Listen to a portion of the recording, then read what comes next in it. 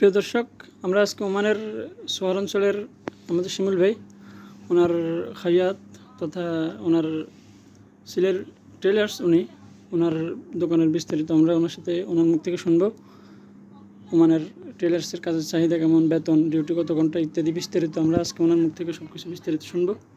আপনারা মনোযোগ দিয়ে শুনবেন, তাহলে কি যারা বাংলাদেশ থেকে আপনাদের বা প্রতিবেশী যারা ওমানে আসতে চাইতেছে টেলার্স কাজের ব্যাপারে আর দালালের খপ্পরে পড়বে না ইনশাল্লাহ।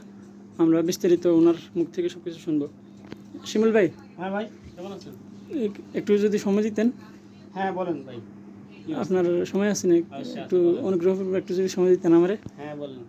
তো কেমন আছেন ভাই? এই যে আলহামদুলিল্লাহ ভালো। ঈদ কেমন কাটতেছে ভাই আপনার? এই যে ইনশাআল্লাহ কেমন কাটছে? এই যে অনেক ভালো কাটছে। পরিবার সবাই ভালো আছে না? এই সবাই ভালো আছে।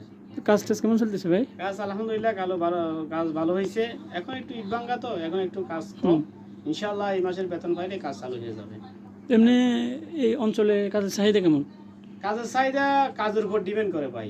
যারা কাজ ভালো জানে, ঠিকমতো ডেলিভারি দিতে পারে, ইনশাআল্লাহ তাদের কাজ চলে। এই কাজের উপর ডিপেন্ড করে কিছু কাস্টমারও আসে। কাজ অনেকজন এখানে কাজ 1-2 দিন 3 দিন কাজ শিখে দোকানদারি করে ফেলায়, তাদের ব্যাপারটা আরেক ধরনের। আমরা আজকে অনেক বছর এসে কাজ করি। আচ্ছা। আমাদের কাজের দক্ষতা অন্য ধরনের। সেই হিসাবে মোটামুটি সব ঠিকঠাক আছে। উনিও এখানে কাজ করে না? হ্যাঁ, এখানে কাজ করে। কেমন আছেন ভাই? ভালো আছে না? উনি এখন হয়তো বিশ্রাম করতেছে, এখন এতক্ষণ কাজ করতে পারবে না। একটু ঈদ ভাঙ্গা তো, এখন একটু কাজ পুরো ডিউটি নাই, 2-1 পিস করে দিতেছি আর কি। হ্যাঁ। দর্শক দেখতেছেন ওনার মাশাআল্লাহ, ওনার ফুল দোকানেই সামানে ভরা, দেখতেছেন মাশাআল্লাহ সুন্দর সুন্দর